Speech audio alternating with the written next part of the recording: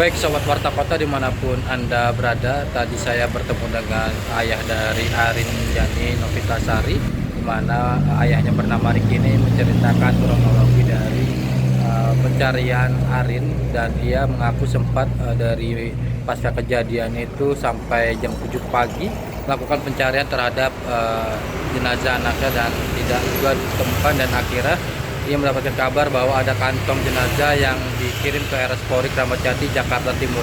Di sana ia kemudian menyerahkan data pembanding untuk mengetahui atau identifikasi dari jenazah para korban yang ditemukan di stasiun Bekasi Timur.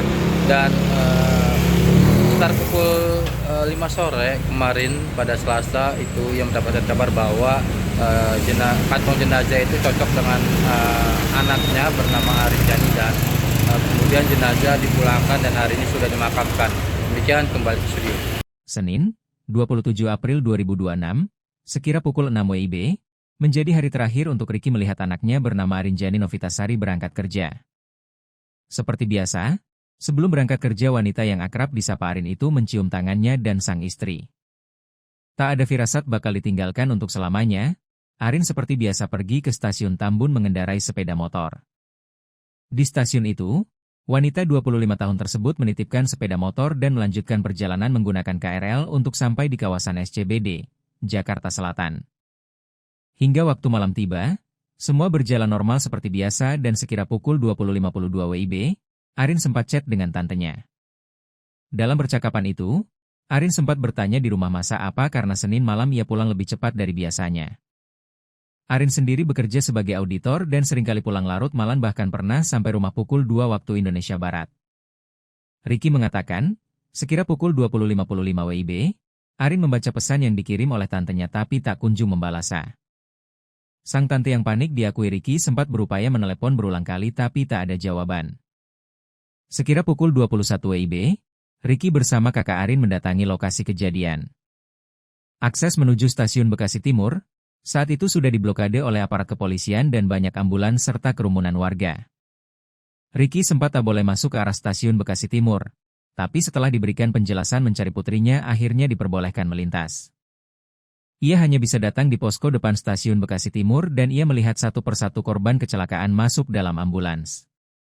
Riki masih ingat malam itu, ratusan ambulans silih berganti berdatangan membawa para korban kecelakaan ke rumah sakit terdekat. Tak melihat sosok putrinya, Riki dan keluarga kemudian berbagi tugas mendatangi rumah sakit tempat para korban dirawat. Ia kemudian mendatangi RS Primaya hingga pukul 2 WIB nama para korban tak kunjung bertambah. Riki kemudian berinisiatif mendatangi lokasi kejadian lagi dengan harapan putrinya masih berada di sana dengan selamat. Sampai pukul 7 WIB, Riki masih menunggu kabar dari petugas evakuasi untuk mengetahui anaknya dirawat di mana. Riki kemudian disarankan datang ke RS Polri karena di sana ada sejumlah kantong mayat tanpa identitas. Sekira pukul 11 WIB, ia menjalani proses pencocokan data dengan kantong jenazah korban di RS Polri. Riki sempat bertanya kepada petugas, hasil pemeriksaan butuh waktu sekira 3-6 jam baru keluar. Ketika menunggu kabar di RS Polri, pria berpeci hitam itu mendapat kabar tas anaknya berisi laptop, HP dan lain-lain ketemu di lokasi kejadian. Barang itu menjadi harapan besar bagi Riki, anaknya masih hidup dan selamat dari insiden tragis tersebut. Sekira pukul 17 WIB, Riki mendapat kabar bahwa DNA-nya cocok dengan kantong nomor DVI IB Tim 009 teridentifikasi melalui data primer, sidik jari, dan data sekunder, properti dan medis. Ia tak kuasa menahan tangis di RS Polri dan tidak sanggup menerima kenyataan bahwa anaknya harus pergi untuk selamanya. Riki kemudian meminta anggota keluarga untuk menandatangani dokumen penjemputan jenazah Arin. Jenazah Arin sudah dimakamkan di TPU Mangun Sumberjaya, Tamburan Selatan, Bekasi, Jawa Barat.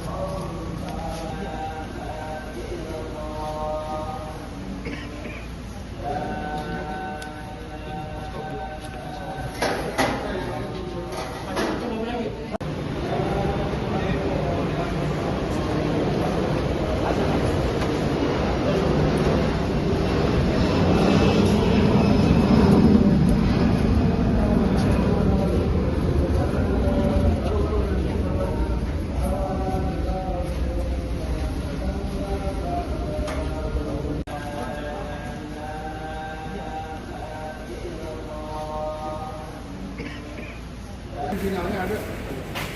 Iya.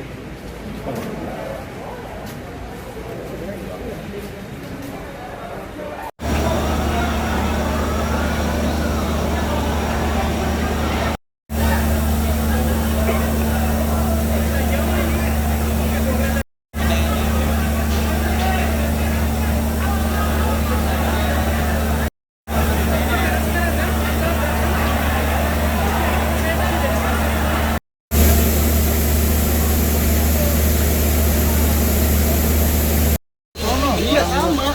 Kalau juga. Dia kan cuma di ruangan. Kalau gitu kan.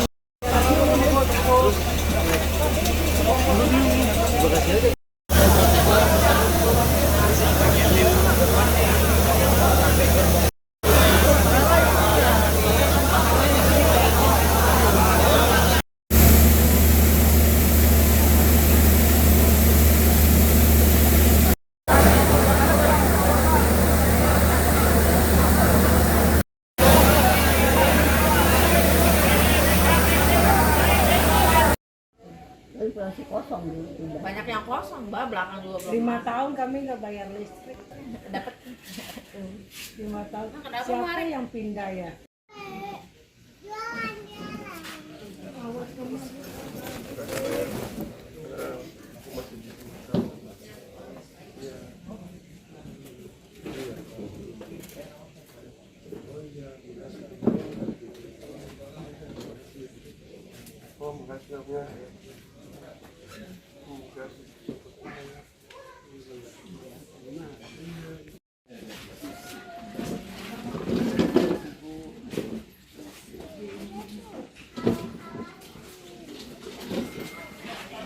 Om, apa?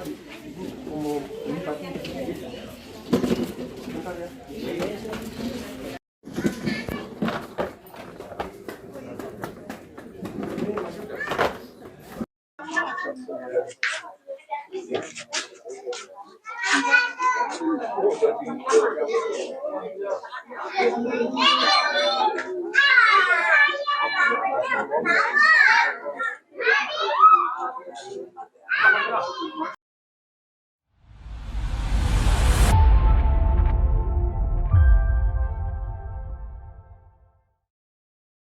Dengan Bapak siapa Pak? Saya Bapak Riki, Mas. Pak Riki. Nah, Pak Riki itu Arin sendiri ini pertama kali mendapat kabar kecelakaan itu Bapak jam berapa Pak? mendapat kabar itu jam 8.52, jam 8.55 kejadiannya. Ya, saya berangkat dari rumah itu jam 8.60. Pas jam 9 berarti? Iya, jam 9 saya jalan dari rumah. Nah itu ketika dapat kabar itu Bapak ngeliat dari grup Kalau- WhatsApp atau Enggak, kalau itu saya karena si tantenya sendiri lagi chat sama Arin? anak saya sendiri, Marin. Lagi chatan, terus di jam 8.51 masih chat. Jam 8.52, terus chatnya si tante sudah dibaca, udah centang 2, udah biru, tapi nggak dijawab. Terus di WA lagi nggak dijawab, di telepon nggak diangkat, di telepon kok baru baca tapi kok di telepon nggak diangkat gitu. Itu kejadian jam 8.52. Nah, terus di telepon nggak diangkat. Nah, jam 8.55 kan kejadian itu. Jadi dia mungkin masih megang HP, terus benturan langsung HP mental. Kalau Itu Tante itu punya feeling ada kejadian itu. Ke- Dapat info dari mana? Pas chat nggak dijawab jam 8.52 itu jam 8.52 nggak dijawab, dia nelfonin terus nggak diangkat, tapi selang berapa menit kakaknya yang di Bekasi Asri itu nelfon kalau di Bekasi Timur ada kecelakaan kereta. Nah langsung si tante itu berpikiran ini kan yang kereta Arin tumpangin gitu loh. Wah, ayo dijemput mas, mana tahu dia nggak bisa pulang gitu, karena kalut gitu loh. Nah jadi kita inisiatif lah jam 9 tuh jalan ke sana gitu loh. Pas Bapak sampai di TKP itu kondisi sudah seperti apa Pak? Oh semeraut mas. Itu kita masuk di area Bulak Kapal sampai Bekasi Timur, terus kejadian di stasiun Bekasi Timur di Transpak itu udah ditutup, di Bulak Kapal ditutup. Itu udah isinya udah ambulan, Basarnas, mobil TNI, mobil kepolisian, semua Brimob apa semua. Jadi kalau umum tuh udah nggak boleh melintas di area itu. Tapi karena kita ngomong dari mencari anak, korban yang kecelakaan ini kita nyari, akhirnya diizinin kita masuk sampai mentok sampai ke posko. Di posko itu Bapak sempat mencari Semua mas, kita melihat pertama yang dimasukin di ambulan, yang pertama yang mungkin yang luka-luka ringan langsung ambulan pada aur-auran mas, namanya semeraut ya gitu. Nah kita nunggu kita kontrol terus nyariin, akhirnya kita berinisiatif nih karena nih pasien pada dibawa ke rumah sakit yang terdekat, RSUD atau Bella atau Mitra Timur.